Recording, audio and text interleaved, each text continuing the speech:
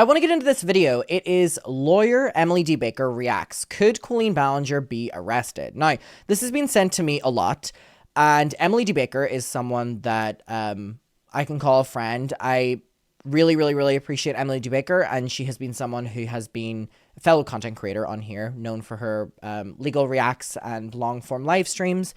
And Emily D. Baker has been amazing behind the scenes to me recently, checking up on me, asking how I'm doing, just being very amazing. Me and Emily don't talk that much these days, but years ago, me and Emily used to frequently pop into each other's live streams and stuff, and I have a lot of respect for her, and I think she's a great content creator, and just a very nice person. So whenever I saw she was talking about this, I was like, I need to see what is going on here. So this is from Hey Clip This Channel, and let's get into this. So this is being requested, and we're going to get into this. I have a Law Nerds mug in Derry, and I also think I have a Law Nerds hoodie or something like that. I don't know. I used to love that merch. Uh-oh. Have your discretion. All right, y'all, we're going to talk real quick about ukuleles. It's been a while since I saw my face. I haven't been doing so great, so... I don't even want to hear this. I'm gonna get striked again. Minor to send her a pic of his ass. She discussed sexual topics with minors. She had children reach into her pants on stage, and she spread children's legs open on stage. So, like, how's the lawyer gonna respond? Not Emily. How's Colleen's lawyer going to respond to all of this? Like, factual things that are out there. And she allegedly showed Trisha Paytas' nudes to a minor. Now, the next question is, did Colleen allegedly commit any crimes? Well, it's illegal to solicit unpaid labor from minors, True. It's illegal to ask minors to send you obscene images, True. And it's illegal to send minors obscene images of adults. True. Now, Colleen might say that she didn't actually want this minor Adam to send a picture of his ass and that this was just a joke, but the just a joke defense usually doesn't hold up very well in court when it comes to asking minors for obscene images. The most damning allegation against Colleen is that she showed Trisha Paytas' nudes to a minor. If this is true, this is a federal crime that could and should land her in prison. This should go without saying, but there is no excuse for adults to be showing pornography to minors. Oh god, this video. I don't think there will be lawsuits filed. Could there be lawsuits filed is maybe something I could evaluate down the road. I think the reason that Colleen Ballinger is not threatening defamation lawsuits is because nothing defamatory is being said. Things that... Thank you! Thank you! Thank you! It's not defamatory if it's true!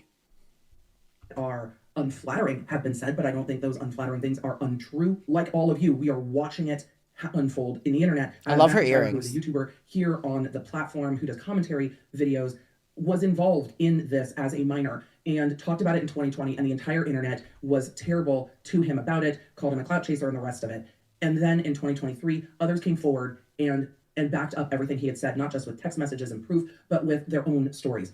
What I will say is, in the legal world, there is a reason that when things happen to minors, there is a reason that the statutes of limitations generally do not start until they are 18 or until they discover the harm. True. And that is because oftentimes minors cannot perceive the damage that was done to them until later, especially when you have situations where the adults or the authority figure in the situation normalizes the behavior. It makes it very difficult for minors to recognize, especially when we're dealing with emotional and psychological harm, the level of harm that was done, which is why statute of limitations don't start running until later, right? True. True. And for those people who are like, why didn't you speak up sooner? If they're just speaking to me, I'm not going to talk about anyone else. First of all, I talked up in 2020 when I was still a minor. And whenever I was still a minor, I recognized there was something wrong with it. And then whenever I'm now 20, I'm recognizing something even more wrong with it. So I think when we're looking at all of this, it is really important to keep in mind that especially when the adult or authority figure in the situation normalizes inappropriate behavior, it's very, very difficult for minors to unwind that. And that's why the behavior is so dangerous. And that is why my heart and my empathy is absolutely with Adam McIntyre. I think in 2020, it was brave to come forward and say, hey, this is a really bad, weird situation. I love Emily. And then to have it all come out was so much worse because that didn't come forward at a time of his choosing. The other thing I will say is if you haven't... True, it was Cody that brought it up in 2023. Listen to the podcast. I can't turn the volume up anymore on the video, babe. It's already, like, way too loud in my ear. I'm sorry. That talks about a different situation, talks about the United States gymnastics situation. There were parents in the room when some of the instances of abuse happened because the parents also didn't know that it was going on. At the end of the appointment in your basement, I remember asking, do I owe you anything? Now it seems kind of sick. You got what you wanted. What kind of a person has the audacity to sexually assault a child in front of their mother? So what I would ask for the internet is to understand that parents don't always know what their teens are doing, but also when parents trust someone, parents can also be manipulated. And it's easy to look at it in hindsight and be like, I wish I had known this was going on. And we all probably would have wished we had known. I'm sure Adam's parents wish they had known. But I am never going to get on the internet and say, I know every single thing that my teen is doing on Discord with his friends. I try to. But also, I think such an interesting conversation, and one I'm glad that Johnny brought to the forefront was, I think someone, let me pull this up, someone on my video that I posted today, ? I have no perception of time. But on my video today commented, was it my reaction to? Yes, it was this one. Okay. Thought this comment was good. Please quote Johnny when he said they really proved to the parents that they were safe people, because people are saying how could the parents be okay with this, but also remind that Colleen manipulated everyone and made the parents feel very special as well. You know what I mean? So many people put so much blame on Johnny's parents, on my parents, on Becky, you know, the people that went to the show with Becky. They were saying, why didn't, you know, Oliver's guardians speak up and stuff like this? And it's like, okay, babe, you are blaming everyone but the person who did this. Let's talk about that. You are blaming everyone but the person who did this shit. And that is so mind-boggling to me how normalized that conversation is online. Parents, guardians. Okay, you're missing out on one common denominator here, which is Colleen Ballinger. Pisses me off. Really, really pisses me off. And your teens are hiding things from you, I don't know how you're supposed to uncover that other than doing the best that you can so that they trust you and talk to you. But if there's another adult saying to them, don't share this with your parents, it's going to be difficult for the parents to perceive that. So I think what the internet needs is a whole lot of empathy for Adam, for his parents, and for all the other teens who were fans of this content and were manipulated into situations where they are, as adults, realizing how fucked it was, and that they are having to parse through that as well. And that's a real difficult thing to walk through on the internet. And then you get the person who was involved in all of these group chats with minors. I don't know. This might sound rude. It's not meant to be rude to anyone who is young. I love y'all. But I've heard my kid and his friends talk. And I've heard my friends and I talk. I really don't want to be in a group chat with my kid and his friends. I want nothing to do with it at all. Like, at all. I love my child. But oh my God, I've been through high school. I don't want to do that at all. Which I don't understand why the conversation isn't more centered around that. Like, why is an adult in group chats with children rather than anything else? That is the conversation. I can't understand why a 30-year-old adult wants to be in a group chat with a bunch of 12, 13, 14-year-olds and then talking to them about sex. It's awkward enough to talk to my own child about sex. And those are conversations we need to have. And it's still God, I can't imagine. I just can't imagine. I can't imagine wanting that. And in the very strange, not apology, I don't think anyone should be calling it that, in the very strange response video with a ukulele, which if you don't want to give it views, I apologize. Or I read apology in the chat. If you don't want to give it views, I understand. Adam McIntyre reacts to it, if you want to watch it there. There she goes, the ukulele. No, not me going there. She goes the ukulele. Sorry, I just don't want to hear it again. Peter Mon talks about it and gives his take. I was literally texting Peter, like, when are you uploading? I need to have a conversation. And I feel like watching your videos or having a conversation. Please upload. So Colleen Ballinger gets in this video and she says, I have inappropriate boundaries with minors. I just thought they were my friends. I thought they were my fans. Girl, when you are 30 years old, a 12-year-old is not your friend. I'm sorry, okay? And any 30-year-old knows that. Let's just be for real, okay? Ludwig has talked about it. YouTubers make the mistake that they reply to drama or serious accusations too quickly, right? Like their apology video, like you can tell, like, hey, this was rushed out. You should have waited a bit.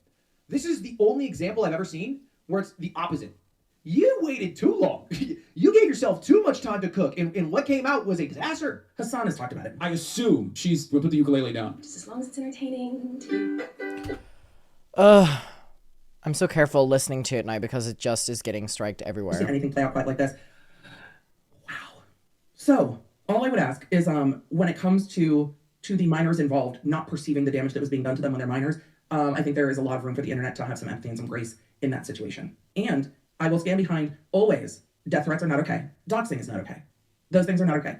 And Colleen Ballinger's behavior is the type of behavior where I don't disagree. That is a weird double negative. I agree with people saying I'm walking away from this content. It's not what I'm choosing to engage with anymore. Completely understand. Don't agree with doxing, death threats, and the rest of it. And those things are being levied towards Adam, even though he didn't start any of this year. Other people exposed text messages that were... Thank you!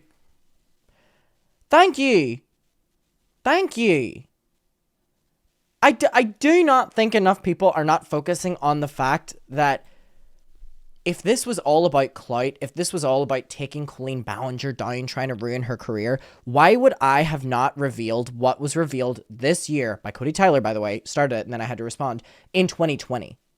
Do you not think if this was a proper smear takedown campaign that all of that shit would not have been revealed in 2020? No. I still held on to that shit for 3 years, never wanted to talk about it, never wanted to go on the record with all of it, and Cody was the one who released it all!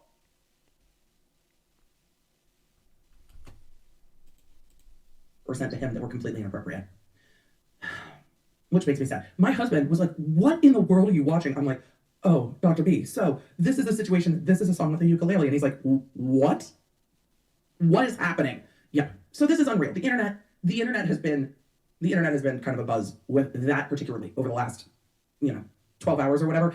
But good Lord, I've been watching that unfold because I've been watching that unfold because you know me. The reason I started covering the Toddy Westbrook case is because I watch all of the beauty drama unfold. Just because we don't talk about it here doesn't mean I'm not watching it. It's so weird. Colleen Ballinger said, yes, I texted with my fans, and yes, I was in group text with my fans, but it wasn't in a creepy way. It wasn't creepy. It was in a loser way. Creepy / predatory, It wasn't creepy. She said that she was a loser, and that's why she wanted to text her fans. And it's giving James Charles, I'm desperate. Like, no, it's not weird and creepy. I'm just a loser. And it's like, look, those who you're messaging get to decide if it's creepy. Also, look. That is such a good point. It's not up to her to decide if it's creepy or not.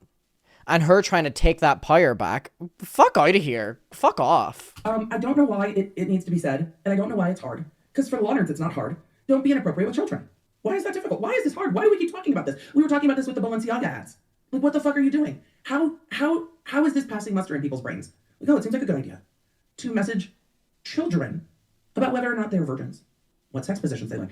What? No, just no. Also, if you're telling me that you are in your 30s and all your friends are 12, I have a whole fuck ton of questions for you. Because again, I know what my friends and I talk about, and I listen to a 15-year-old and his friends chat.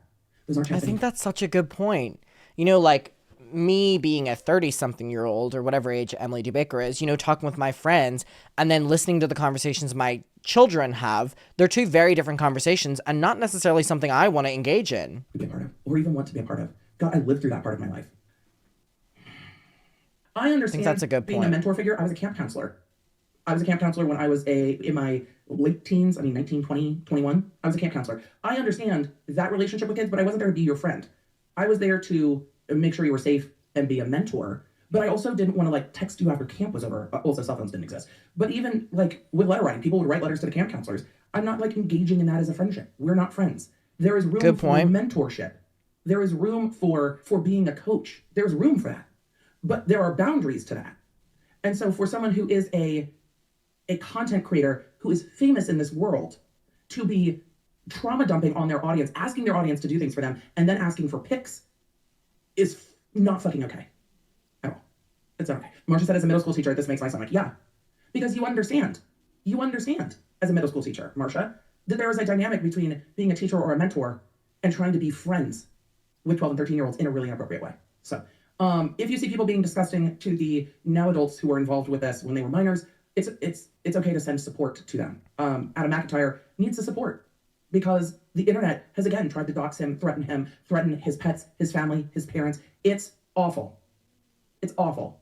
So, and he's not. Well, I just want to say thank you to Emily because that's really sweet. Not something she has to say because she's covering this from a lawyer's point of view. So, this what she's saying there is just kind of personal. I appreciate that, Emily. Emily knows my opinions of her, and I'm very grateful for that. She doesn't need to be saying any of this. This is not the ramifications of what she covers. You know what I mean? She could just come at this from the legal standpoint. But I very much so appreciate Emily for that. Not the only minor. Well, he's an adult at the time. He's an adult now, but he's not the only person who was involved with this as a minor. And all of this has come out at a time that they didn't choose, and it's a lot for them to process as well. So because we weren't ready for it. We weren't ready for it, nor did any of us really want to talk about it. If you see people being disgusting, it's okay to send your thoughts, your warm wishes, and your support for what it must take to walk through this kind of trauma on the internet. I can't imagine how difficult it is. I can't imagine how difficult it is for Adam, for his family, and for all of the others that were involved that are starting to unwind the stuff that was done to them that was not okay. And I have friends who had things happen to them when they were minors, that were not okay. I've had experience in my life, not with adults, but with other minors, when you're just like, later in life, you're like, wow, that was fucked. And you deal with it as you grow. I can't imagine doing that on the internet, right? And so, again. Also, one thing I just want to say is, like, people keep being like, you know, Adam's dealing with this now as an adult and stuff like that. And I completely agree. Like, I'm 20 years old and I am an adult now and whatever, right? Completely agree. I'm not 17 talking about this in 2020 anymore, right? But in the same breath, there's people being like, how do you think Colleen's dealing with this? And I'm like, she's a near 40-year-old who has her family, friends surrounding her, the most incredible resources for therapy, the money to afford it and stuff like that. So whenever you put me beside Colleen, who's 30-something-year-old, almost 40, has all that, I don't have any of that, and I'm literally only 20. I'm sorry, there's no comparison here on how me and Colleen are both dealing with this mentally, because it's two very different things. I'm not saying this to be like, I'm so young or whatever like that, because I'm 20 years old, I'm not a kid, but it's like, she's almost 40, has all the resources in the entire world, has all the family, all the friends like that. I'm 20, live by myself, my own choice, all these different things, right? Don't have the same resources she has, and she's a whole ass, you know, like 16, 17, 18 years older than me. Who cares how she feels? Sorry, I don't care. She didn't care how I felt. I don't care how she feels. I hope she feels shitty every single day. I hope she is living in sadness every single day for how she made me feel for many, many, many years up until this day. I hope she cannot even bear the thought of what she has done to all of us. But we know she doesn't feel like that because she's trying to take us all down, so she can go fuck herself. I don't care how she feels. She didn't care how I felt. Deal with this, lots and lots of empathy. And for those that But think thank that you, Emily. I mean, they're not going to hear this because they're not here. But for those that think that threatening, harassing, doxing is going to make someone shut up, the shit's out of the horse on this one. It's way too late. That's just going to be illegal. Thankfully, Adam lives in a country where that is way more illegal than it is in some places. And I know he's made the necessary police reports, and I hope he continues to do so to protect himself and his family. Because he lives in a country that takes internet harassment way more seriously than we do here. Though I think we will start. People are like, are you ever interested in politics? Really, that. I'm interested in cyber harassment. I'm interested in the laws around cyber harassment. I'm interested in how to protect people better. That I'm very interested in. All right. Well, Emily D. Baker, I have always valued you, and I appreciate that, and thank you so much, and thank you to everyone who sent me that. It's always interesting hearing her opinion. I mean, this is not the kind of stuff she covers anymore, so it was interesting hearing her take on it. And I also just kind of want to end this with saying that for anyone who supports Emily D. Baker in this chat and kind of just wants to know how Emily D. Baker is like, yeah, sorry, this is the most small Diet Coke you've ever seen. For some reason, this is the only size they sell now. For anyone who supports Emily and just wants a little insight into what she's like as a person behind the scenes, she has been incredibly caring and kind of like punctual, checking in on me and just doing updates and just being there as someone who is like to support me. And I really appreciate Emily for that. And I appreciate this and I appreciate hearing the different take. And yeah, thank you to everyone who sent me that. And there's that.